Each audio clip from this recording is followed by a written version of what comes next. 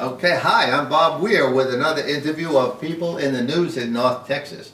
My guest today is Frisco resident Veronica Birkenstock, who is running for Congress against incumbent Michael Burgess in the 26th District in the March 2018 Republican primary. Thank you for being here, Ms. Birkenstock. Thank you, Mr. Ware.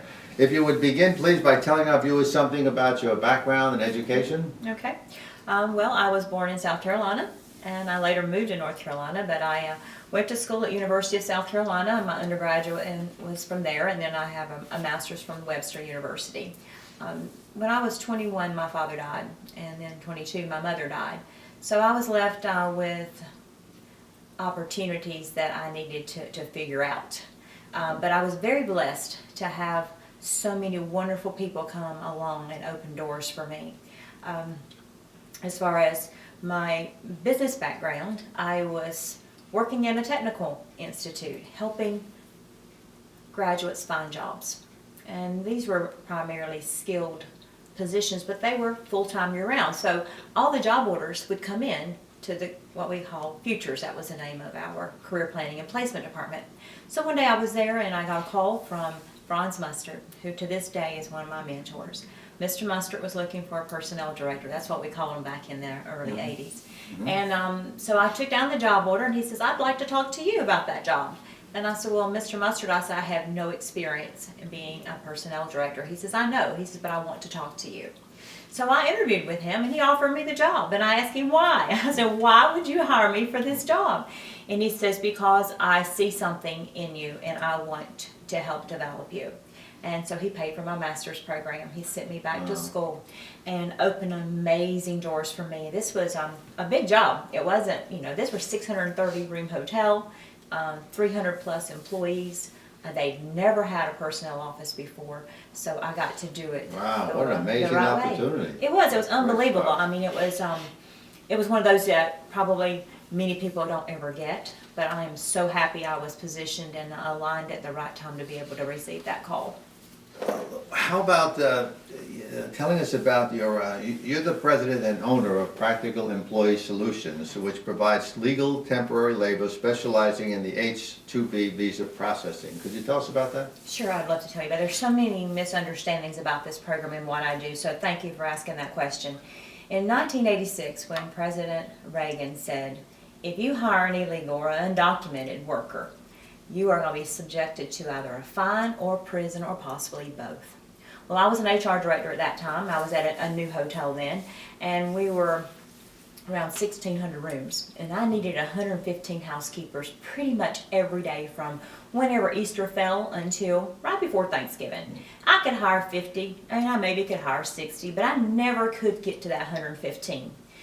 So the executive team sat down and we decided that we're going to have to take rooms out of inventory because we simply could not find enough U.S. workers to take care of the demand. So I asked the team, would they give me at least 30 days to try to find a solution. Now we had tried everything we possibly could, but I said, let me try, let me look one more time, let me see if there's something out there. So I called other hotels that were similarly situated and asked them what they were doing. I was like, I can't be the only person who has this problem. The Grand Hotel in Michigan, they used a program called the H-2B visa program, and they had been bringing workers from Jamaica for years. So I asked them how to do it, and long story short, but I ended up hiring an attorney who showed me how to do it. And so I filed the very first H-2B application ever filed in the state of South Carolina, and it worked. It was a solution. You're filling a need. Filling a need. It saved our season. It saved our partners. It saved our investors. But not only that, other hotels in the area found out about it, and they asked me to help them too. So for a number of years, I say from probably 87 to 96, I filed petitions for other hotels as an association. And then in 1996, my hotel sold. And my employers at that time became investors in my company. And they were investors until 2009 when I bought them out. But there was a need. Yeah, absolutely. And very enterprising. Yeah, it was a practical solution to a problem that was legal. These workers are vetted. We know who they are. Most of them are the same workers who come back year after year, but they still have to go through the same process. But not only that, what is very key is that employers who participate in this program sign under perjury, a penalty of law, that they have not displaced a U.S. worker. And these jobs are advertised throughout the United States in every job service office in the country and the territories. So if you have a person in Guam who wants a housekeeping temporary job or a landscaping temporary job here in Flower Mound, I have to hire them. Otherwise, I'm subject to perjury or penalty. Sure. Well, and I think that's a great business enterprise that you got into, and you explained it very well. Thank you. I got to get into some of the other questions, like Congress passed tax cut legislation that ended the individual mandate in Obamacare. Would you have voted for that? I would have, but would have preferred that we had a complete repeal. But President Trump has done wonderful things in trying to gut out Obamacare. But the fact still remains is there is still a huge cost that we're going to have to face.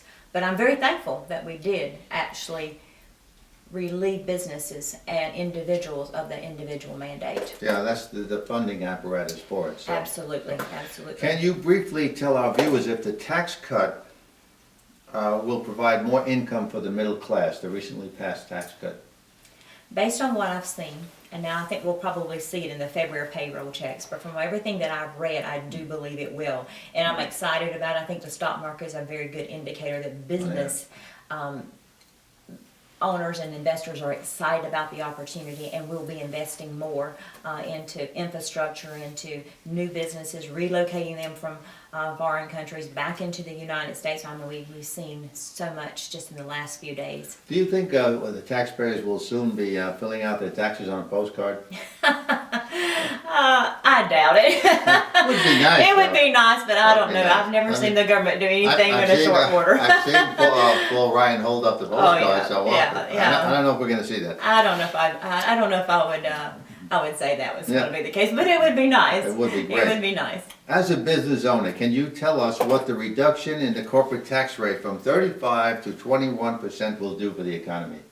I think we've already seen the benefits of that. I think there's reinvestment. I mean, there were a lot of companies who had a lot of cash, but they were holding on to it because of fear of regulation and strangulation from the previous administration. And it's a tax cut. I mean, no matter, you deduct 35 to 21, there's a savings right up there. It's a tax cut. And it can't be bad.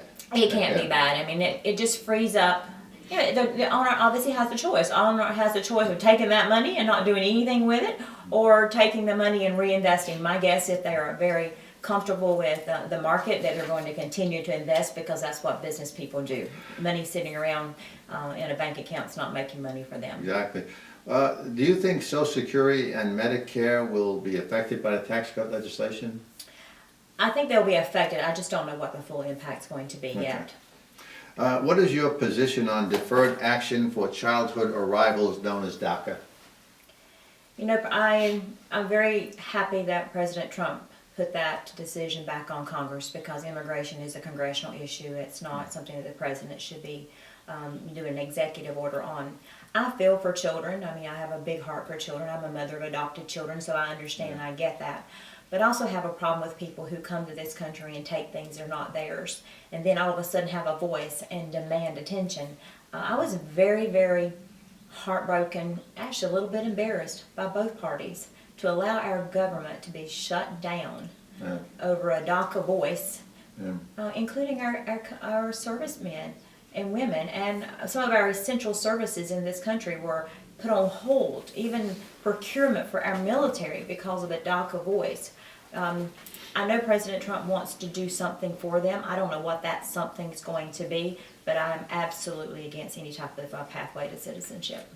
Recently, Senator Ted Cruz sponsored a bill in the Senate for a constitutional amendment imposing term limits. It would provide for 2 terms for senators and 3 terms for House members. Do you believe term limits is a good idea? I do believe. I know people will disagree and will say that the voters have the ability to term limit, and they do.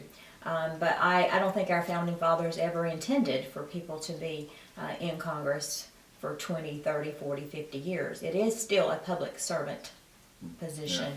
And I actually signed Ted Cruz's petition. He did send that out a few weeks ago and asked people to sign on it. So I do have a picture of me actually signing it. So I absolutely do agree with that.